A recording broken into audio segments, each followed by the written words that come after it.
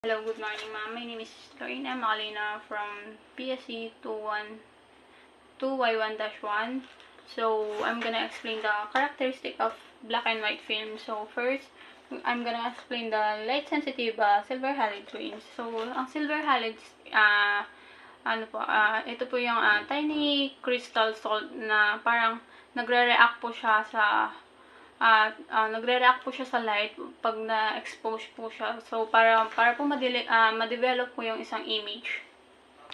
So, yan po ay gelatin binder. Ang gelatin binder naman po ay siya po yung nag-hold sa silver highlights na para ma-hold niya po and para ma-distribute and ma-help niya po yung parang ma-protect yung film.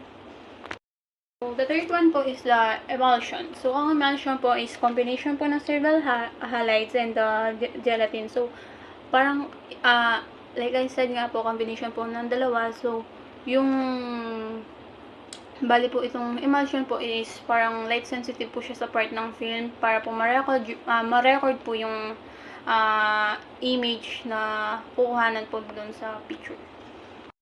The fourth one po is the plastic film base. So, ang plastic film base po, isa siyang atin plastic layer or a flexible plastic na parang nagpro-provide po na support sa emulsion para maging strong and flexible po yung picture. So, lastly po, the anti-halation layer po. So, bali ito po yung part na po ito ay para siya po yung nagre-prevent po na mag-bounce back yung light sa emulsion para po hindi po siya mag-cause ng trouble sa emulsion na kinuhanan niya mo ng picture. Pwede po kasi, sa possible po kasi pag nag-bounce po yung light dun sa emulsion, possible po kasi na blurred po to and mag-cause ng halos para masira po yung picture na kinuhanan niya. Thank you. Good morning po. My name is Lorena M. Malina from BSc 2Y11-1. So, for this video po naman po is I'm gonna explain the characteristic of color pin. So, yung 7 characteristic of 7 color pins, the emulsion, base, anti-halation, yellow filter, subbing layer, ultraviolet observing layer, super coat. So, the first one po is the emulsion. So, ang emulsion po is a light-sensitive layer na nagko-contain po. Ito po yung nagko-contain. It's containing the silver halides crystal that suspended in gelatin po. Responsible po siya na responsible po siya para mag-capture ng image pag na-expose po siya sa light. One po is the base. Ito po yung flexible, transparent support layer na usually made for cellulose or polyester na nag-hold po sa emulsion. So, the third one po is the anti-halation backing. So, ito po yung part na parang ang anti-halation backing po is parang a coating on the back of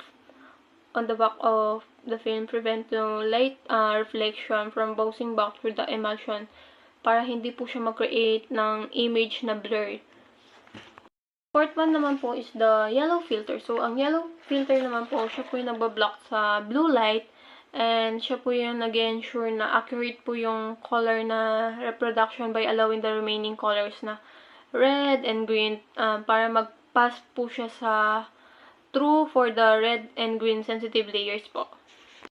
So, after po ng yellow filter, the next one po is the subbing layer. So, sa subbing layer po, adhesive po siya sa layer between the base and emulsion. So, ang base and emulsion po, para po, siya po yung nag-help para mag-bond po silang dalawa na securely. Sixth one po is the ultraviolet absorbing layer. So, ang ultraviolet absorbing po layer po, siya po yung nag-absorb sa UV light na para po ma-prevent niya po yung degrading na parang emulsion na nakaka-apekto sa image of quality. The last one po is the super coat. The super coat po, parang ito po yung nagpo-protect sa ito po yung nagpo-protect sa top of the layer at para ma-guard niya po yung emulsion against the scratches, sa dumi po, sa physical damage during the handling po, para hindi po siya ma-damage during na hinahawakan po natin, or hindi po natin siya magasgasan habang hawak-hawak natin po yung film. So, bali yung super coat po nito is may part po siya na mas importante din po para hindi po siya ma-damage yung film. Light sensitive silver halide grains. Ito ay isang kristal na gumagawa ng picture or video para mas maganda siyang tingnan. Tapos ito naman gelatin binder. Ito yung sumusuporta sa light sensitive silver halide grains. Tapos emulsion naman, ito yung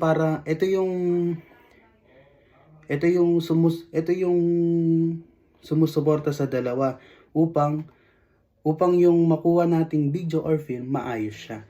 Tapos yung plastic film base naman, ito yung sumusuporta upang dito natin makita yung mga features. Then yung anti-annihilation layer, ito yung nagpe-prevent sa malabong kuha natin. Emulsion. Ito yung kagaya kanina na sinabi ko sa unang video ko na emulsion. Tapos yung base, ito yung sumusuporta doon sa dalawa para kapag kumuha tayo or doon natin siya makikita sa mga kinuha natin pictures or video. Tapos yung doon sa anti-annihilation backing naman, ito yung kumukoat sa likod ng film. Tapos yung yellow filter naman, ito yung nagbablock sa mga blue lights, ganun. Tapos sabing layer naman, ito yung adhesive layer between the base and emulsion para makatulong sa band ng secure. Tapos yung ultraviolet naman, ultraviolet absorbing, ito yung layer na uma-absorb sa UV light para ma-prevent na ang degrading sa emulsion.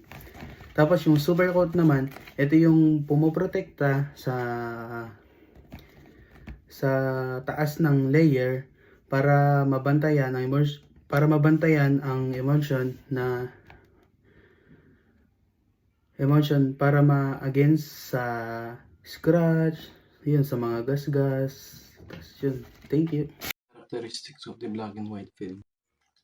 Ang silver halide grains ay maliliit na particles na sensitibo sa liwanag. Kapag ito ay nadampian ng liwanag, ito ay pwedeng masira o maging resulta ng pagka-blurred ng isang picture. Ang gelatin binder naman ay naglalaman ng silver halide grains na nagbibigay ng pantay na distribution upang maging maayos ang isang larawan. Ang emulsion ay naglalaman ng silver halide sa gelatin binder na nagbubuo upang makabuo ng imahe. Ang plastic film ay pinakabuong base ng pelikula. Ito ay nagbibigay ng structural support. Ang anti-annihilation layer ay nasa likod ng plastic film. Ito ay pumipigil sa pagbabalik ng liwanag upang hindi masira ang isang larawan. Characteristics of colored film. Man ay matibay na material na sumusuporta sa emulsion na nagbibigay ng lakas sa pelikula. Ang emulsion ay ang sensitibong bahagi ng pelikula na binubuo ng silver halide crystal na sumusuporta sa liwanag upang makabuo ng litrato o dokumento. Anti-annihilation bagging layer ay ang pumipigil sa liwanag upang isang larawan ay hindi masira. Layer ay nanglalakip ng emulsion sa base upang maiwasan ang paghiwalay ng isang litrato o picture. Blue filter ay isang filter na sumasala sa asul ng larawan upang makuha ang tamang kulay ng isang larawan. Violet absorbing layer ay ang umaharang sa UV rays upang maiwasan ang pag-overexposure ng isang pelikula. Supercoat ang nagsisilbing protection upang mapanatili ang kaayusan ng isang litrato upang ito ay hindi madumihan o masira at magasgas. Characteristics of the black and white film. Pinaka-first part po dito, ma'am, is yung light sensitive silver halide grains. Ito po yung chemical containing inside the black and white film, and isa po siya sa mga pinaka-vital organs para magawa ang isang image. Dito naman po sa gelatin binder, ma'am. Ito po isa din po to sa mga pinaka-importante kasi it holds the silver halide grains inside the film. And isa din po siya sa mga nagpo-protect sa buong film. Next, we have the emulsion. Halo po siya ng silver halides and gelatin binder, and isa po siya sa mga light sensitive na nakakatanggap po ng ilaw para makagawa po ng isang image. Next, we have the plastic film base. Ito po yung para po siyang plastic sa isang film, and siya po yung nagsosupport sa emulsion para po makagawa ng video and para po maging matibay po yung film. Dito naman po sa last part, ma'am, sa anti-halation layer, isa po ito sa mga vital parts ng black and white film, and because ito po yung nagpo-protect kumbaga sa buong film para hindi po maging blurred or hindi po masira yung quality ng image.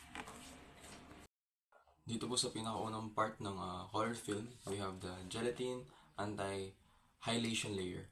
Ito po yung nagpo-protect sa light sensitive po siya, and pinoprotect niya po para po hindi po mag-scatter yung light, and para po hindi po siya magkaroon ng unwanted halos sa photos ng tinitake. Dito naman po sa parang green part na to, we have the anti-curl backing. Ito po, very simple lang po siya. Hinihelp niya po para po hindi po mag-curl or masira or matupi po yung colored film. Dito naman po sa dalawang parang yellow parts po na to, we have the adhesion promotion layer. Actually po, ito po, very simple lang po siya. Ina-enhance niya po yung bawat layers and actually even pictures po ng isang colored film. Dito naman po sa parang gray part na to, which we call the film base. And dito po sa part po na to is, dito po nagdi-display ang isang image, and ito po yung holder of all images, and honestly, dito po siya, pag nag-picture po kayo, dito po siya napiprint out or dito po siya nagsistay based sa mga colors po na nakukuha. Dito naman po sa parang red part na po na to, as you can see in my drawing, ito po ay tinatawag ni emulsion layers. And ito po, isa po sa mga nagpo-protect po or nagbabind po together mga parts of the colored film. And isa po siya sa mga gumagawa ng way para makagawa po ng mas high quality photos and videos, honestly, sometimes. And for the last part of the video, dito po sa parang gray po na to, ito po yung gelatin protective layer. And based on the word itself, protective layer, pinoprotect niya po ang film base and all of the other parts po ng mga film. Basically po, siya po yung protect and binibigyan niya po ng insurance na maging adhesive po yung picture na inyong take, and para po maging maayos and para po mag-hold together ang isang film.